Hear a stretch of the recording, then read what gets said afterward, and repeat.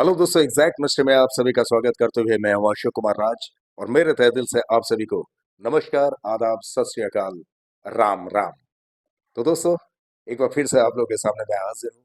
Actually मेरा music के काम की वजह से मैं थोड़ा सा बिजी था, इसीलिए एक दो दिन का गैप हो गया, मैं आप लोगों से मुलाकात नहीं कर पाया। लेकिन बीच में एक साई संदेश के हिसाब से, बाबा साईनाथ की बाणियों के हिसाब से आप लोगों तक एक छोटा सा वीडियो मैंने भेजा था, 1 मिनट का वीडियो। लेकिन मुझे तो बड़ा अच्छा लगा। आप लोगों को कैसा लगा, ये कुछ लोग मुझे कमेंट्स में बताए हैं, लेकिन कुछ कमेंट्स और भी आना बाकी है। खैर, वो भी देखते रहना। और आज का ये वीडियो जो है, ये बहुत ही बेहतरीन वीडियो एग्जैक्ट मिस्ट्री चैनल के अंदर इससे पहले कभी नहीं देखे हैं। क्यों पता है? नहीं, अभी नहीं बताऊंगा मैं। सस्पेंस। क्योंकि थोड़ी देर के बाद आप लोगों को खुद ब खुद पता चल जाएगा। बड़ा मजेदार किस्सा है ये। मुझे फक्र है, मुझे खुशी है इस बात की कि इस तरह से आप लोगों को बोलते हुए, क्योंकि जब भी आप लोगों को पता चल जाएगा तभी आप लोग बड़े खुश हो जाएंगे। तो आप लोगों को बता दूं कि सबसे पहले आज बाबा साईनाथ की लीलाओं के बारे में जिन्होंने मुझे एक्सप्लेनेशन दी है, वो है हमारे ईसाई परिवार की एक बहन, जिनका नाम है मीना दास। और वो है तो बंगाली, यानी उनका मातृभाषा जो है वो बंगाली है, बट वो दिल्ली में रहते हैं। ये देखिए, ये है हमारे साई परिवार की बहन, इनका नाम है मीना दास। और इनके बारे में आप सुनेंगे तो आप लोग बहुत ही हैरान हो जाएंगे। ये एक्चुअली जन्म हुआ इनका सिंगापुर में। जी हाँ, सही सुने आप लोग, सिंगापुर। तो सिंगापुर में जन्म हुआ, लेकिन कैसे? इनके पिताजी जो है, इनके पिताजी आजाद हिंद फौज के सेना के रूप में वो तैनात थे। और वो उसी वक्त सिंगापुर में थे। और सिंगापुर में रहते हुए उन लोग जिस बिल्डिंग में रहते थे, उसी बिल्डिंग में एक जापानीज डॉल से उनको मोहब्बत हो जाती है। और इस वजह से उन लोग दोनों बड़े करीब आ गए। और जिसके बदौलत उन्हें गिफ्ट के तौर पे हमारी ये जो बहन है मीना दास, इनकी प्राप्ति हुई है। और मीना दास जी का हिंदुस्तान में आना हुआ जब वो महज 5-6 साल की उम्र की थी। तभी उनके मम्मी पापा सभी इंडिया में आ गए थे। और उस वक्त जो है, इनकी उम्र तो 5-6 साल की थी। लेकिन जैसे वो 7-8 साल के हुए तो ऐसे वक्त में इनके पिताजी का देहांत हो गया था। और इसके कुछ ही दिनों में उनकी माताजी, खैर अभी तो उनकी माताजी और उनके पिताजी दोनों ही हमारे बीच में नहीं रहे, फिर भी उनकी माताजी और उनके पिताजी से मैं ज़रूर परिचय करवा देता हूँ। यहाँ तक कि उनकी माताजी के साथ में जिस वक्त हमारी मीना दास जी बहुत छोटी थी, उस वक्त की फ़ोटो भी उनकी माताजी के साथ में भी है। ये देखिए, ये है हमारे मीना दास जी की स्वर्गीय माताजी। और इनका नाम है गंगा रानी दास। इनके साथ में जो छोटी दिख रही है, डॉल दिख रही है, वो है मीना दास जी। अब इनके पिताजी से भी परिचय करवा देता हूँ। ये देखिए, ये है इनका स्वर्गीय पिताजी। इनका नाम है स्वर्गीय हरेंद्र कुमार दास, यानी आजाद हिंद फौज के सेना। सैल्यूट है उनको। जय हिंद। इसीलिए मैं कह रहा था आप लोगों को, because I was also shocked जब उन्होंने मुझे ये लीला सुनाते हुए, यानी साई लीला सुनाते हुए इस बारे में भी जिक्र किए थे उनके पिताजी के बारे में। तो मुझे बड़ी खुशी हुई, बिकॉज मेरे पिताजी भी इंडियन आर्मी में थे, क्योंकि मैं भी एक फौजी अधिकारी का बेटा हूँ। और इसीलिए कोई भी डिफेंस के इंसानों से जब मेरा पाला पड़ता है तो मुझे ऐसा लगता है कि शायद वो भी मेरे बिल्कुल घर से ही ताल्लुक रखते हैं। तो इसीलिए मुझे तो बड़ी खुशी है। और मैं ये जानता हूँ कि हम सभी एक साई परिवार के होते हुए और एक एक ही देश के रहीवासी होते हुए हम सबको इस बात पे फख्र है। तो एनीवे, अब मैं साई लीला की बातें यहाँ से शुरू करता हूँ। जब मैंने मीना दास जी से ये पूछा कि मीना दास जी, आपको बाबा साईनाथ के भक्ति में कैसे आना हुआ, तो वो कहते हैं कि 2009 की बात है। 2009 में ऐसा हुआ कि वो बाबा साईनाथ को जानते तो थे, लेकिन मानते नहीं थे, क्योंकि बाबा साईनाथ से उनकी पहचान नहीं थी। बस इतनी ही बात है। और वो कैसे? कि वो सुनते थे साईं की बातें, साईं की लीलाएं सुनते थे, लेकिन उनमें इस तरह की कोई भक्ति इसीलिए नहीं आया, आप लोग समझ जाएंगे। हालांकि उन्होंने एक छोटी सी आइडल उनके चचेरी भाभी को गिफ्ट भी दिए थे। इतना मतलब उनको मान्यता थी लेकिन अंतरात्मा से जो मान्यता होती है पूजा पाठ करने के लिए, ये चीज उनमें थी ही नहीं। इतने में क्या हुआ, उनकी जो लैंड लेडी है, तो वो लैंड लेडी एक बार, यानी उनके घर मालकिन, तो वो घर मालकिन जो है 2009 में शिरडी गए थे दर्शन के लिए, और वहां से एक बाबा साईनाथ की तस्वीर लाके उन्हें गिफ्ट किए थे, यानी हमारे मीना दास जी को। और मीना दास जी को जब वो तस्वीर गिफ्ट किए, तो मीना दास जी ने उस गिफ्ट किए हुए तस्वीर को अपने मंदिर में रख के पूजा पाठ तो करते थे, लेकिन कैसे?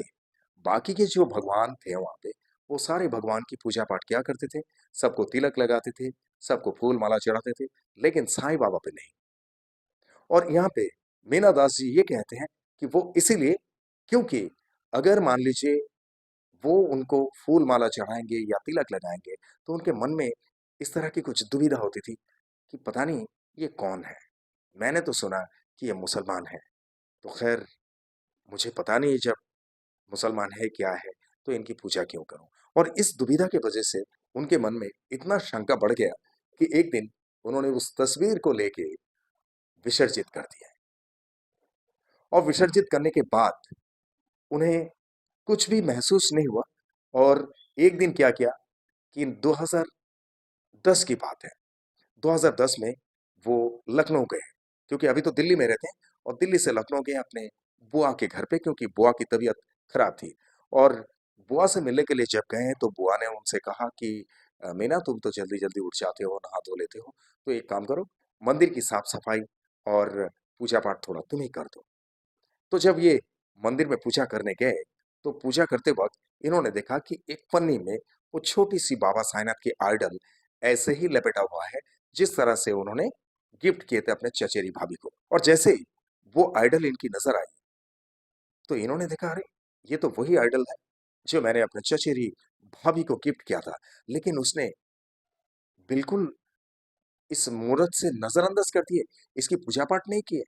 तब इन्होंने क्या किया कि उसी आइडल को फिर से किसी को बिना बोले, यानी इन्होंने कहा कि मैं चोरी करके फिर से लेके आ गई अपनी ही दी हुई गिफ्ट को। यानी उन्होंने गिफ्ट किया था, उन्होंने चोरी करके लेके गया, किसी को कुछ बोले नहीं। और उसी आइडल को ले जाके घर पे वो स्थापित किए और पूजा पाठ करने लगे। और ऐसे में उनके अंदर अचानक से ऐसी भक्ति शुरू हो गई कि उन्होंने एक साई सच्चरित्र भी ले लिया। और साई सच्चरित्र लेने के बाद आप लोगों को पता है, एक ही दिन में उन्होंने पूरा साई सच्चरित्र को पढ़ डाले। अब कैसे ये संभव हुआ, क्या नहीं, ये तो मुझे पता नहीं, ये सिर्फ साई को पता है, मीना दास जी को पता है, हो सकता है आप लोगों को भी। तो ऐसी बात है। और उसके बाद उनमें इतनी दृढ़ता भक्ति में कि क्या बताएं। आज जो है, आज वो हर गुरुवार को, हर फ्राइडे को वो उपवास रखते हैं। और अपने घर में वो शुरू शुरू में भी ऐसा किया कि घर में जो कुछ भी अनाज वगैरह होता था, वो सब पोटली उटली बांध के और हर गुरुवार को किसी मंदिर में जाके वो गरीबों को बांटा करते थे। हालांकि उनके बारे में मैं ये बता दूं, वो प्रोफेशनली एक एडवोकेट है, और वो लखनऊ में, लखनऊ हाई कोर्ट में वो प्रैक्टिस करती थी। बट अभी फिलहाल वो प्रैक्टिस बंद रखे हैं, अभी वो लॉ का प्रैक्टिस नहीं करती है। लेकिन बाबा साईनाथ की भक्ति में वो पूरी तरह से रम गए हैं। अब यहाँ पे कहानी इस तरह से मोड़ लेता है कि जब वो लखनऊ में गए थे, तो लखनऊ में जाने के बाद उन्हें ऐसा लगा, उस मूर्त को देखने के बाद, जो घर पे लाके स्थापित किए, वो पूजा पाठ करने लगे, उस मूर्त को देख के उन्हें ऐसा लगा कि मैं बाबा के दर्शन में जाऊंगी। लेकिन कैसे जाएंगे क्या नहीं है, उन्हें कुछ पता नहीं, बिकॉज पैसे वैसे की कमी है। ऐसे में उनके भाई का ससुर जी वो आए अचानक से, और सबसे कहने लगे कि हम लोग फलाने दिन को शिरडी चलेंगे बाबा साईनाथ के दर्शन में, और मीना तुमको भी हमारे साथ में चलना है। तो मीना दास जी ने बोले कि ठीक है बाबूजी, आपने तो इस तरह से कहा, लेकिन पैसे वैसे का इंतजाम भी तो करना चाहिए, मेरे पास तो पैसा वगैरह है ही नहीं, तो मैं कैसे जाऊं। बोले नहीं, पैसे वैसे के लिए कोई फिक्र करने की जरूरत नहीं है, मैं हूं, आप लोगों को सिर्फ मेरे साथ में चलना है बाबा के दर्शन में। तो ये राजी हो गए, और सभी लोग जो है, और भी इनके परिवार के लोग थे, तो सभी लोग चलने लगे बाबा के दर्शन में।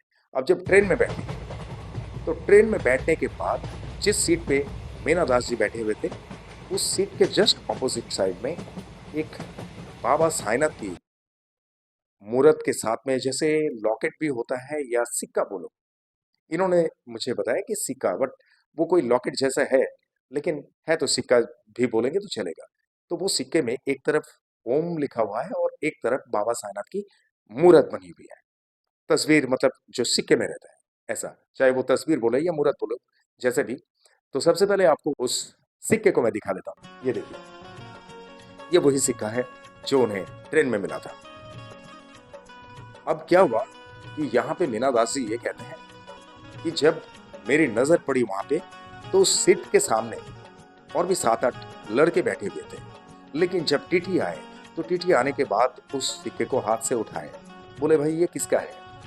तो वो लड़के लोग कहा कि नहीं, हमें तो पता नहीं है, हमारा तो है नहीं। और मीना दास जी को पूछे कि आपको पता है ये किसका है? बोला नहीं, हमें पता नहीं है। तो बोले कि इससे पहले ये सीट में कौन बैठा था, कुछ पता है? तो वो लड़के लोग बोले कि एक दाढ़ी वाला थे, सर पे जो है उनका पट्टा वट्टा कुछ बंधा हुआ था, तो ऐसे बैठे हुए थे। वो जब उठ के चले गए, हो सकता है वो भूल गए होंगे इस सिक्के को लेने के लिए, और वो आगे चले गए। तब टीटी ने मीना दास जी से कहा कि चलिए ठीक है, कोई बात नहीं, आप लोग तो शिरडी जा रहे हैं दर्शन करने के लिए, तो आपको चाहिए? तब मीना दास जी ने बोला जी बिल्कुल बिल्कुल, अगर आप देंगे तो मुझे बड़ी खुशी होगी। तो वो सिक्का इनको दिया, और वो सिक्के को आज किस तरह से वो रखते हैं मंदिर में, आप लोग को वो भी दिखा देता हूँ। ये देखिए, एक लाल कपड़े के ऊपर बड़े सजा धजा के उन्होंने रख दिया। हालांकि इनके घर का उस मंदिर को भी दिखा देता हूँ। ये देखिए, ये मंदिर है, और इसी मंदिर में भी आप लोग देख रहे होंगे कि उस सिक्के को किस तरह से रखे हैं। तो ये है इनकी भक्ति।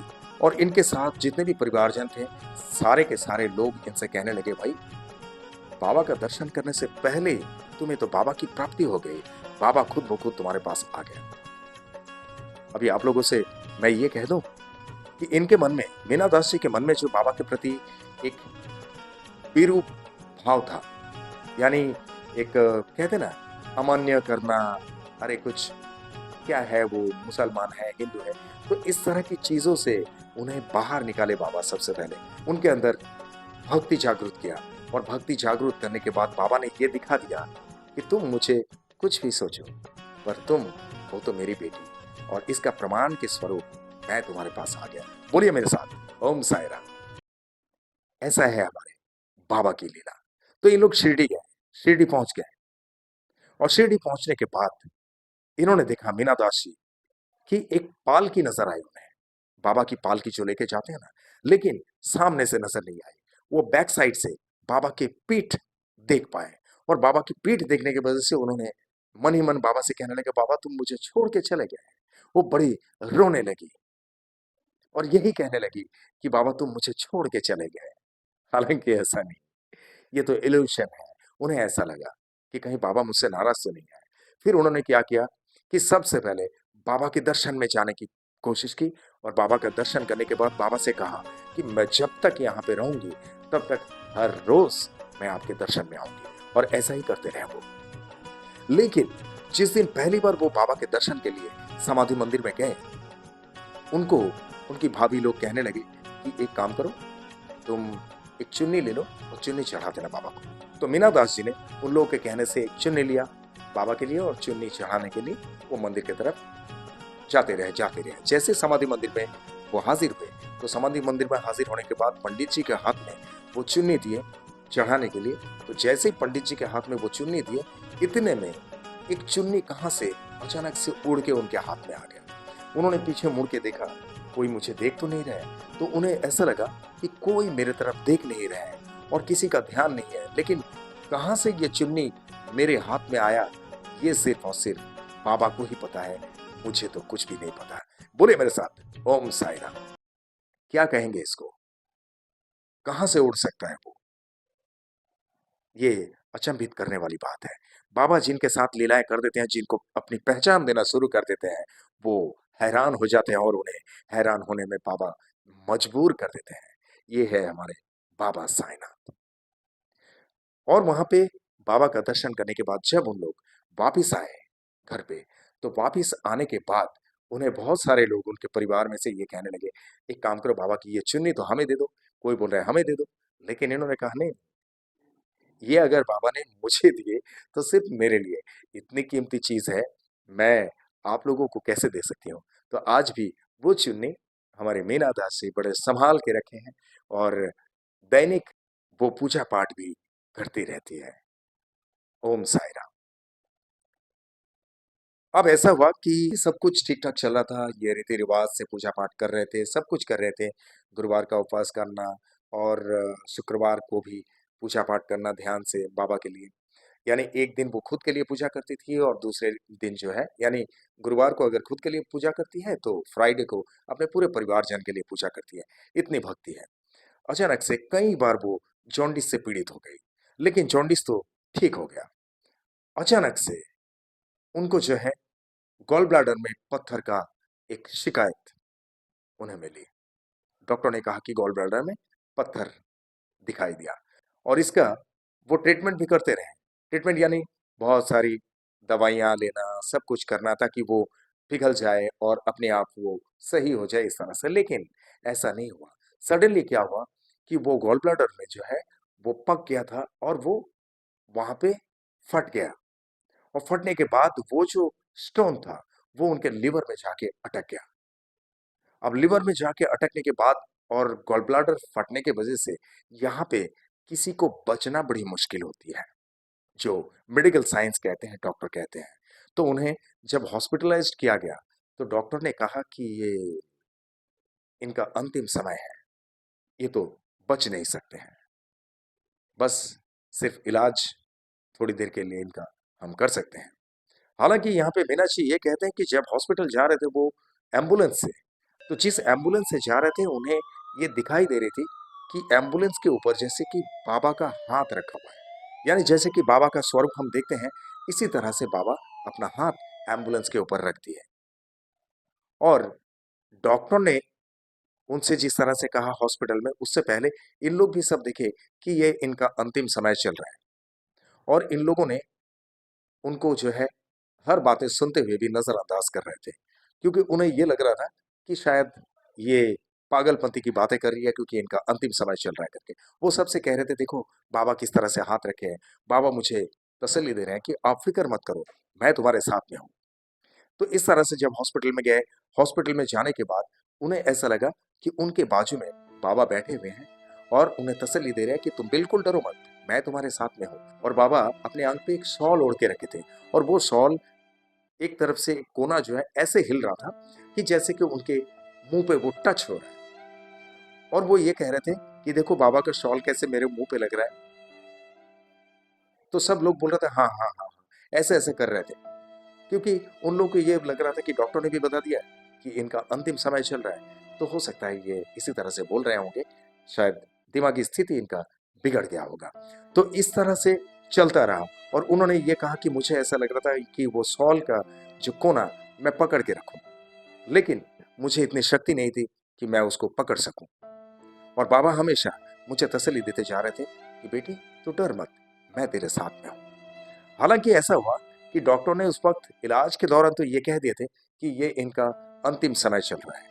इनको इलाज जब तक कर रहे हैं तो कर रहे हैं लेकिन इनकी कोई गारंटी नहीं है। हालाँकि जब वो थोड़ा-सा सही हो गए, उसके बाद भी डॉक्टर ने ये कहा था कि ये बिल्कुल चंद दिनों के मेहमान हैं। 2017 में बोले थे।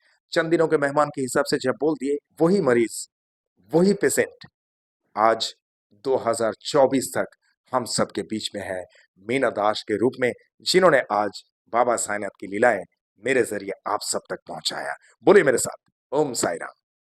क्या कहेंगे आप लोग? यही तो है बाबा साईंनाथ की लीला और इसी तरह से बाबा हमेशा हर भक्तों पे अपनी कृपा दृष्टि रखते हैं, हर भक्तों पे अपना ध्यान रखते हैं। और हाँ, मीना दास जी के साथ में उनके हर एक पल में जब वो हॉस्पिटलाइज़ थी, हॉस्पिटल में एडमिट होने तक, हॉस्पिटल से घर वापिस आने तक, उनकी एक बहन हमेशा उनके साथ-साथ रहे। उसी बहन से मैं आप सबको परिचय करवा देता हूँ। ये देखिए, ये है मीना दास जी की वो प्यारी बहन, और इनका नाम है रीता जो।